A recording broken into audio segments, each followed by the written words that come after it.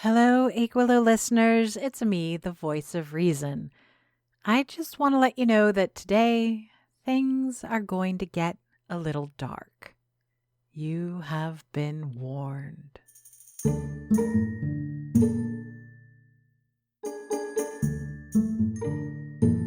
Aquilo.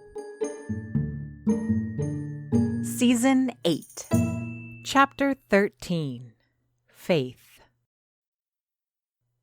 I remember a time when I used to go to church somewhat frequently. Not the frequency of the devout, but more often than you'd expect a committed atheist to be. Then again, I suppose I should relabel myself as, pagan? Is there an official religion for those who worship at the altar of butter, sugar, and cream?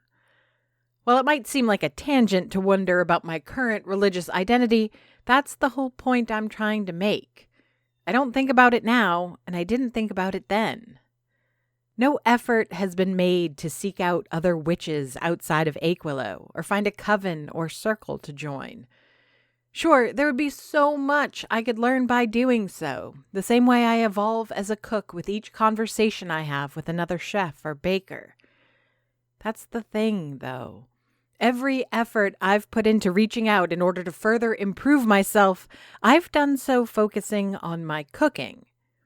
It's hard to admit, but I've even put in a few phone calls to Frederick Gagnon to bounce an idea or two off him, or to comment on a recipe of his posted to his blog.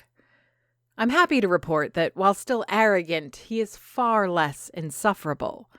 And with every one of those phone calls, I've had to turn down his offer to go on a cuisine pilgrimage around the world. Even the one resource of undeniably occult knowledge, passed down from every single witch in the Dufour family lineage, I've barely cracked open except in times of crisis. Our grimoire of family recipes contains a plethora of dishes that are also spells, a wealth of knowledge I've only just flirted with. Once in a while, I toy with the idea of doing each of the recipes in chronological order, to live the history of the Dufour witches through their cooking. But as soon as I remember the raw scribblings of Philomen's writing, I'm immediately discouraged. Besides, who has time for a project of that magnitude? But I do dip into the pages here and there to get an idea or recipe. And that's what I used to do with church. I dip in here and there to enjoy the community. I'd go to bake sales to sample products, and once participated in a play put on by the local parish. Then there was that 6-year period during which Mom insisted we go to midnight mass on Christmas Eve and Eric's first communion. Walking up to Aquilo Parish Church with my little group of witches and associates felt like we were about to declare war, or at least be up to some mischief. "Eddie," Ophelia says as we walk the handful of steps up to the door, "you think it might be better to wait here? This won't be long, will it, Miriam?" Her voice is soft, as if she's reassuring her dog that she'll only be in the store for a few minutes while tying him to a tree outside. "I guess," is the best answer I can come up with, baffled by her actions. "I don't know why he can't just come. We need someone to keep an eye out," Ophelia cuts me off, hurried but still without aggression. "You said it yourself. We don't know who to trust anymore right now. Whatever you want to chat about in there, I assume you want to keep it quiet?" It makes sense, and maybe I'm just not used to Ophelia being so cooperative, but there seems to be something off with the whole situation. "Sure," I slowly say, struggling to put my thoughts together.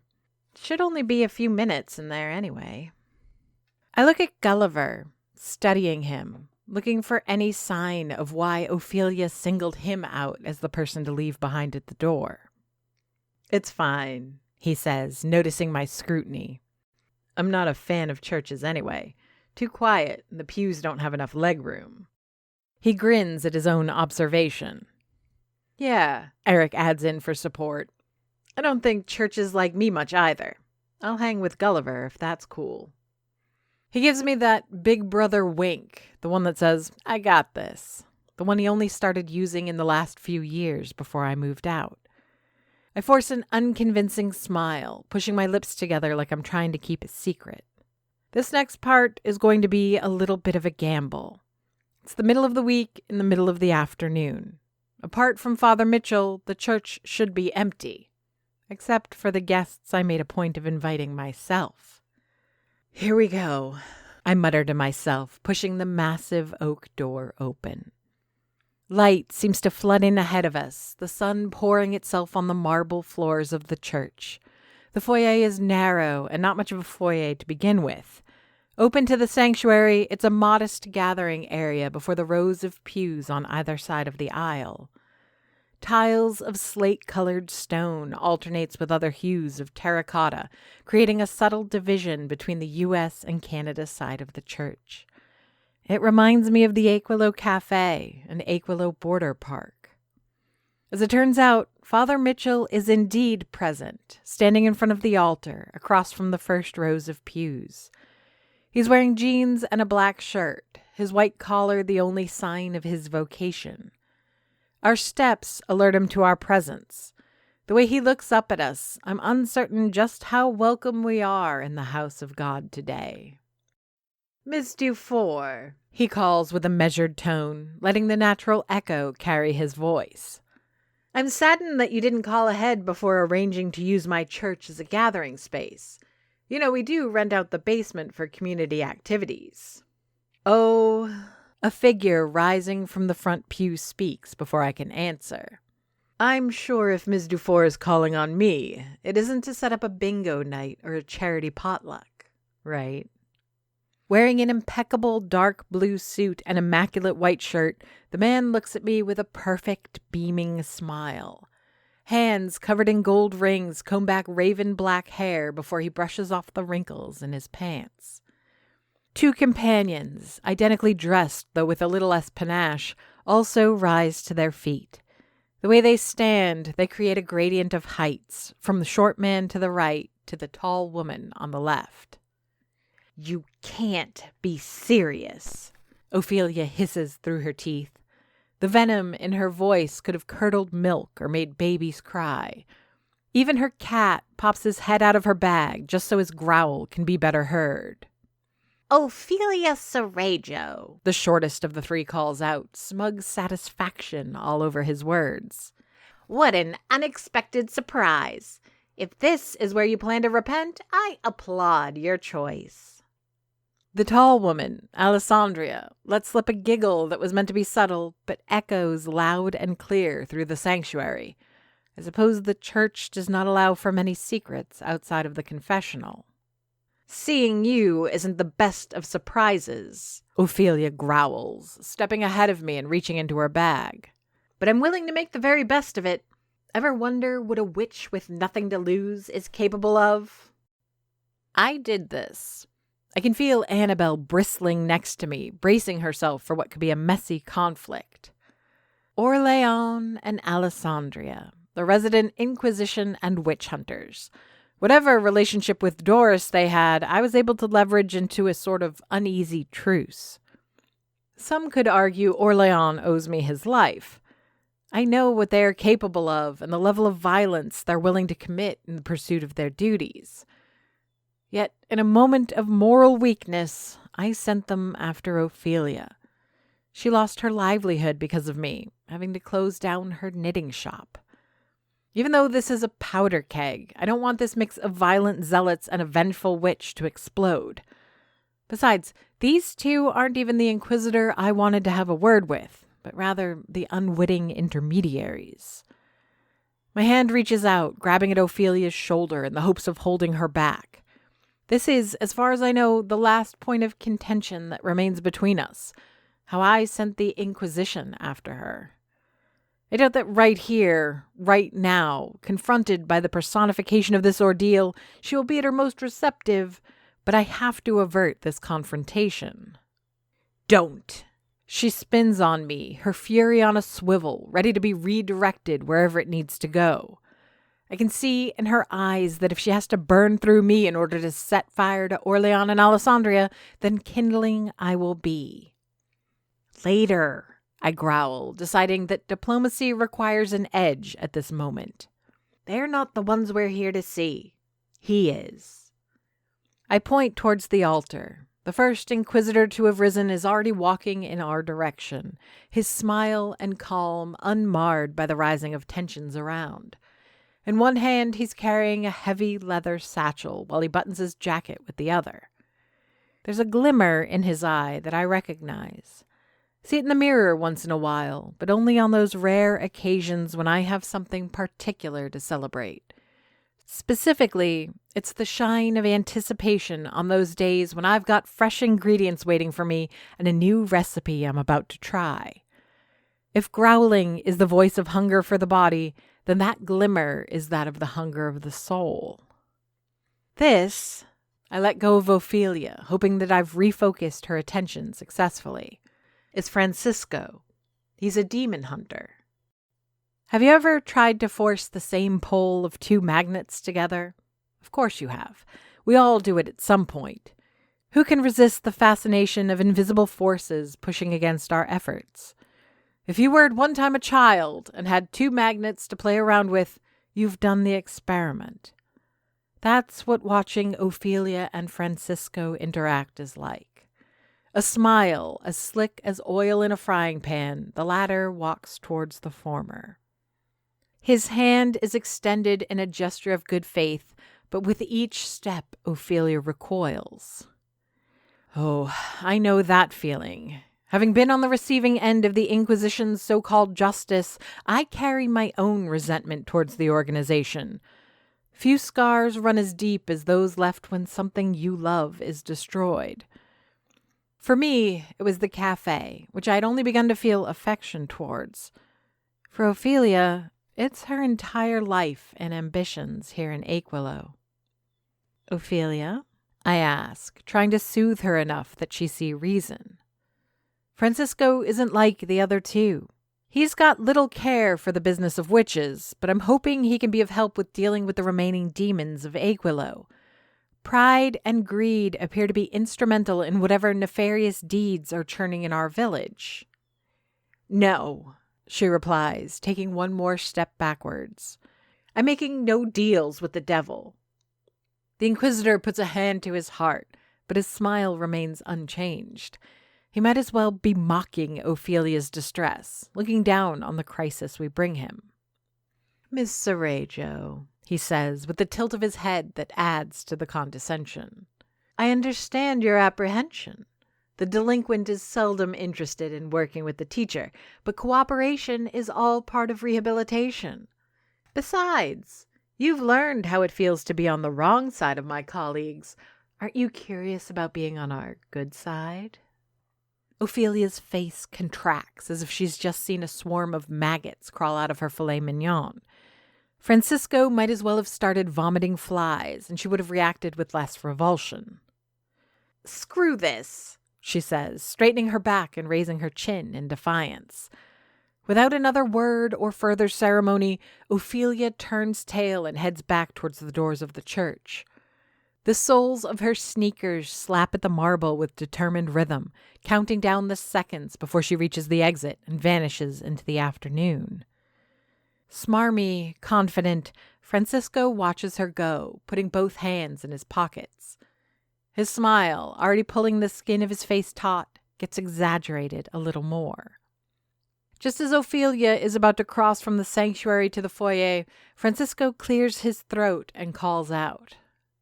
What if? His voice echoes through the church, as I suspect Father Matthews might during a sermon. What if I could help your boyfriend? Edmund? What's his name again? Wait, what? Help Gulliver? You keep his name out of your mouth, Ophelia screams back, twisting around with the same energy she demonstrated against the fox in the cemetery. What's going on, I wonder? Is Gulliver in trouble? Everyone in Aquilo Parish Church is trading looks, apart from Ophelia and Francisco, who seem focused exclusively on each other. This might as well have been a showdown, judging by the intensity of their exchange. Few know more about demons than I do, the Inquisitor says, turning around to walk slowly back to his colleagues. Exorcisms, banishings, the removal of curses, and the cleansing of their desecrations. even the permanent eradication of their vile essence. I won't be leaving Aquilo until I've hunted down these demons. You might as well take the opportunity to work with me while you can. Who knows when you and Edmund will have another chance to meet someone with my rare set of skills. By the time we step out of Aquilo Parish Church, the weather has soured. Clouds the color of gravel hang low in the sky, threatening us with rain and perhaps even thunder. The boys are still there, sitting on the stairs, chatting as if neither had a care in the world. The rising wind carries fragments of a conversation about sports as the two of them laugh. The suffering hinges of the heavy oak door alert them that we are done with our business. Their smiles melt away like sugar in hot tea at the sight of us. I think it's obvious by our collective expression that things did not go as planned. Gulliver rises, a question of obvious worry ready to spring from his mouth, but just as he's about to speak, Ophelia turns to me. Finger an inch from my nose and the veins of her neck straining, she spits fresh frustration in my face. "What were you thinking?" she asks, though I doubt there's an answer that would mollify her. "We know what we're up against," I try to explain, eyes wandering back and forth between my assailant and the rest of my assembled friends. "But we need all the help we can get, and I thought this might help mend your situation with the Inquisition." On the tips of her toes, she leans in, struggling to get as much in my face as possible. It's like she thinks I'm nearsighted and can't see how pissed off she is unless our noses are literally touching. Fists at her side, I'm starting to worry that she might throw a punch. "We have no idea what we're up against, Miriam," she continues, her screams starting to attract the attention of the occasional pedestrian. "We know one of your ancestors is coming back to life, somehow, and that she killed my mother, and probably killed Doris. We don't know how, we don't know why, but from what we do know, it's nothing either of us is even remotely capable of. You want to bring those maniacs into this?" Unable to stand her hissing in my face any longer, and worried I might lose my own patience, I take a step back. Without Ophelia's face blocking my view, I can see that a handful of people have indeed stopped to gawk at the crazy little woman having a fit on the church's steps. Paranoia takes hold, and I hold my hands up in the hope of calming Ophelia down a little. At the back of my mind remains the threat that any of these bystanders could be one of the villagers from last night. "Calm down," I attempt to soothe. "Obviously, neither of us knows how to kill a demon, and we have two to contend with. We need Francisco's help." "We can figure it out without him," Ophelia begs, her anger transformed into a desperate plea. "Working with the Inquisition is just playing with fire, Miriam." It's my turn to plead, all while trying to keep my voice down. "What if we don't have time? What if we can't find a solution?" "My mom knows how to kill demons," Annabelle says, gently attempting to wedge herself between us. We turn towards her, electric blue hair tossed by the increasing wind and a hard expression carved upon her face. Annabelle is usually the quirky one of the gang. She's the optimist, the one eager to learn and always ready for an adventure. The last few days have done a number on my friend. I get it, too. All her childhood resentments and abandonment issues have crystallized into this fresh crisis. She tries, bless her, she tries, but summoning up the usual good humor has been difficult. "My mom kills demons," she repeats. "So does Marie Belle, though I don't think we should ask her. But if we could stop bickering for 1 minute and find my mother." Ophelia's jaw sets in what could be mistaken for determination and resolve. I know better. The way those brown eyes shift around, trying to find purchase on a solution that just isn't there. She steps back, shaking her head. "With all due respect," she starts, threatening to pour oil onto the simmering heat of Annabelle's crisis. "Since when has Mayor Lagacé hunted demons outside of her strict ceremonial schedule? What makes you think she'll be of any help now? Assuming she's even still Ophelia. Gulliver cuts her off, pulling at her foot the second before she puts it in her mouth. He walks up behind her, massive, calming hands resting on her shoulders. It doesn't do much to soften her expression, but his touch does dull the edges of her body language. Alas, it's a little too late. For Annabelle, the barb has already cut the skin. "Pick a lane, Ophelia," she growls, standing tall as if to challenge her, or even Gulliver himself. "You don't want the Inquisition support. You don't want to help find my mom. But where's your big plan? Where's your big idea?" Now, you have to understand, I'm not afraid of Ophelia. She's a competent witch with a short temper and an axe to grind, but even as my self-proclaimed nemesis, I never felt threatened. It's only when I felt she was going after my friends that I threw her to the wolves. That being said, Annabelle is playing with fire while soaked in gasoline. Ophelia's face is that flame, incandescent and angry, ready to burn at the slightest further provocation. Gulliver and I exchange a look. As brief as it is, it reminds me of when we hung out more often, when we had more camaraderie. Even after all this time, when I thought I'd lost him to Ophelia, there's still enough of a rapport that he reads me like a book. "All right," he says, pulling his girlfriend away from Annabelle, gently but firmly. "I think we should probably go get some rest. Maybe grab a bite to eat? Some Italian?"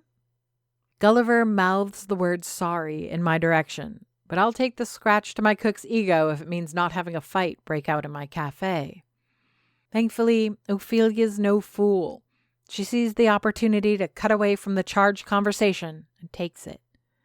Watching Gulliver and Ophelia walk away, we can almost see her vibrating, and only her boyfriend's hand, still on her shoulder, seems to prevent Ophelia from exploding. "Miriam," Eric says, a warning at the tip of his tongue. I know. He's going to point out the obvious, and I don't want to hear it. Don't we need these guys if we're going to... I know. I struggled to keep my wits about me. I know. I'm sorry. I'll talk to her later. I'll figure it out. Right now, though, could we just go get a cup of tea or something? In a kitchen, a big professional restaurant kitchen, the most valuable asset is teamwork.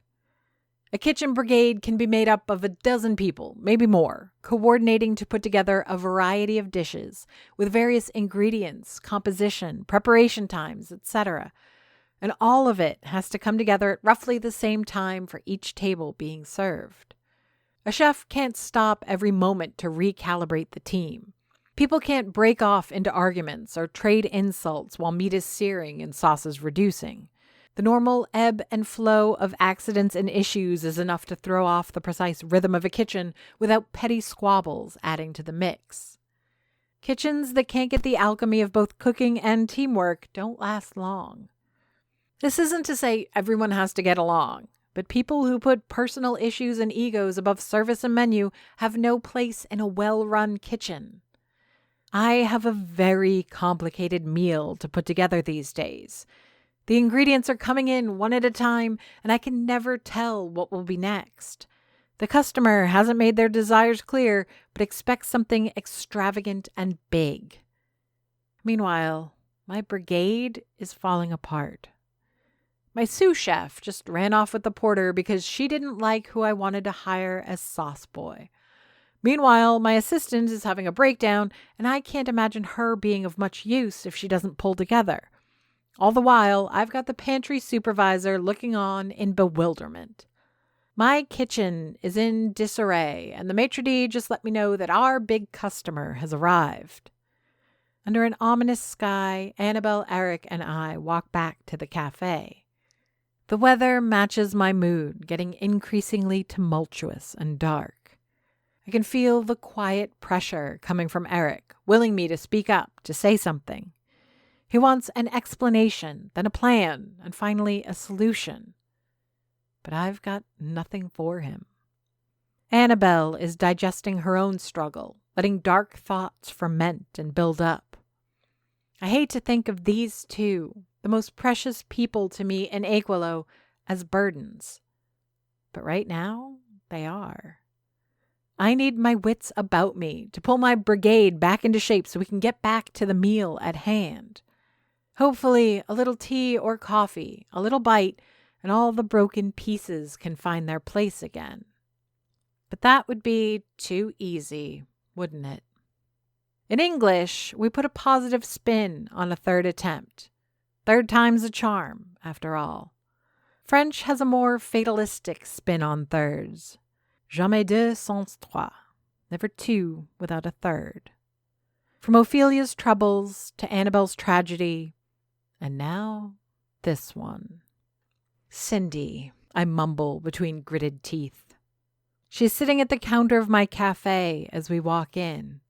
My instincts want me to first ignore her, focusing on the more important task of supporting Annabelle and figuring out what our next step should be. It's tempting to secure Francisco's aid behind Ophelia's back, but I'd like to run that one by my friend first. It's an option heavy with consequences. However, there's something about Cindy that doesn't sit right. I don't notice it at first, but as I make my way towards the counter, she turns to face me. And for the first time ever, she's not her pretty little self. She's still got the cheekbones and chin and hair and eyes, but there's something broken. I've never seen Cindy broken. It doesn't suit her, and I'm not sure she knows how to deal with it either. There's a pile of Aquilo Cafe branded napkins, crumpled and presumably snot-filled, on the counter in front of her. He said no? I ask, in complete disbelief. Both that Trevor would refuse her proposal and that I care enough to ask. She doesn't answer. Eyes red, makeup ruined, she does that empty swallowing noise people do when they've run out of sorrow to cry. Her lower lip quivers and her eyebrows rise asymmetrically, like she's confused by my question, as if she has no idea what I'm even talking about. And I see him, sitting right next to Cindy, his back as straight as his age will allow. He turns on his stool, straightening his cardigan before looking at me. Detective Lamore. He's got that same face I saw the first time we met in person. Back then, I was just some city girl who'd stumbled upon a dead body. Traumatized and shocked, Julien Lamore handled me with a steady mix of compassion and professionalism until he could hand me off to the paramedics. Today, it feels like I'm the emergency medical technician and Cindy's the distressed young woman Lamore is trying to offload. In a perfect world, this would be a job for Annabelle. She's amazing at this sort of thing, a natural at taking people's hand and asking just the right questions to soothe and understand. Right this minute, though, Annabelle isn't in working condition. I grab a chair at the nearest table and drag it to sit near Cindy. This puts me a few inches below her, but I think that makes things easier. It avoids her feeling overwhelmed.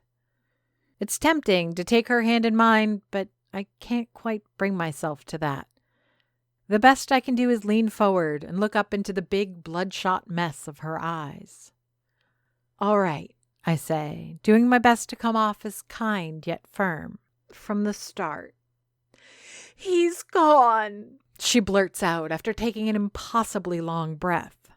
My first thought is that she went through with her marriage proposal and it went sour. I can picture it in every detail. She got too excited at the prospect and decided not to wait until there were whatever romantic getaway they'd planned. Instead, she popped the question, right here in Aquilo, essentially in my backyard. And Trevor, true to himself, said no. Never a fan of commitment, obviously, and too dull to know a good thing when he's got it, also obviously. He probably panicked and left, leaving Cindy alone in Aquilo, assuming I'd take care of her. Because I don't have enough on my plate already. Classic Trevor.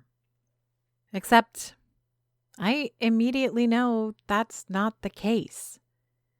Because Julien Lamour is sitting there, next to her, watching me. He hasn't left after offloading the burden, gone to take care of more important issues, like a missing mayor. Trevor is gone. I went for my morning jog, Cindy continues, choking back another sob. Trev was supposed to get us some breakfast from here, but when I got back to the B&B, he was gone. I thought he was just here, chatting and maybe catching up with you. So I decided to take a shower and... Eyes locked with mine, our pupils trained on each other to form that crucial emotional bond necessary when helping someone through deep trauma, Cindy stops seeing me. Her irises shift and she loses focus, seeing something else entirely. Whatever images are playing in her head isn't of the Aquilo Cafe or even of the moment we're in. The door chimes to my right and a customer walks in. I hear their footsteps. I feel their shadow as they reach the register. I can even smell faint cologne, too musky like the expensive ones you get in specialty stores. Cindy registers none of that, swallowed whole by what her memories are projecting on the silver screen of her mind. "Hey," I whisper, still trying to imitate what I think Annabelle would do in this moment. "Stay with me, Cindy." The muscles in my back tense as I realize that whatever comes next isn't going to be pleasant. There's sweat in the palms of her hands, but also staining the pits of her shirt.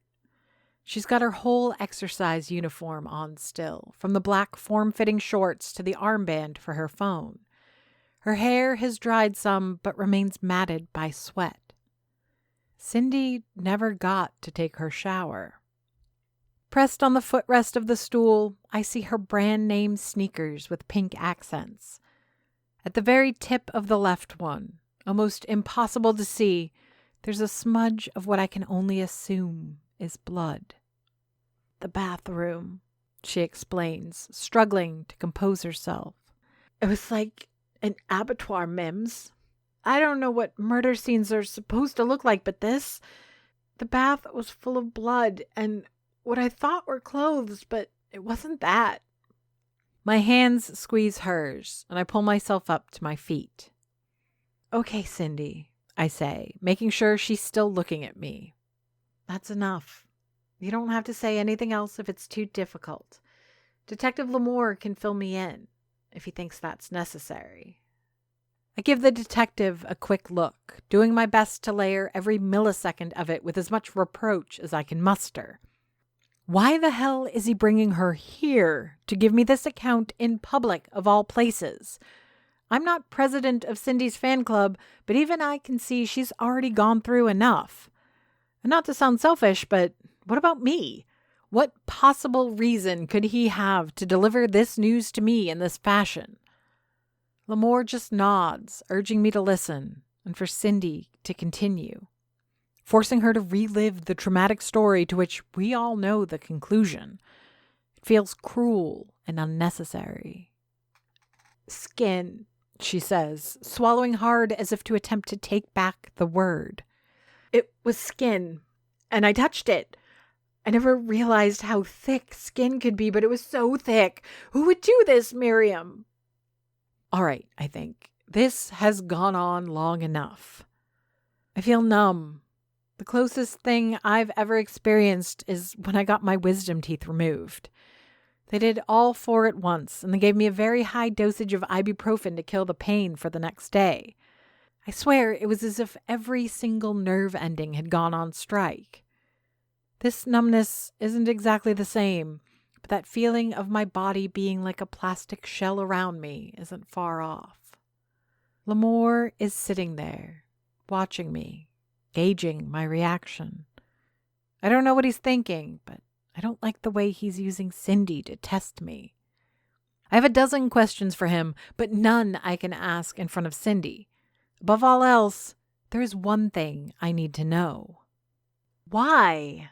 I ask Lamour, drilling into his skull with the most withering look I can muster under the circumstances. He doesn't flinch or blink or even consider the question for more than a second. Remember that promise you made me 3 years ago? He asks, pulling himself up from the stool with a grunt. Well, looks like someone's breaking it. Aquilo is written by J.F. Dubow and narrated and produced by me, Amy Frost. If you enjoyed this podcast and would like to hear more, please rate and review us on Apple Podcasts or your preferred podcast platform. Want to support the show? Buy us a coffee. Go to ko-fi.com/Aquilo to donate. Aquilo has a Patreon. Visit patreon.com/Aquilo for details. Follow us on Facebook, Blue Sky, and Instagram under the username Aquilo.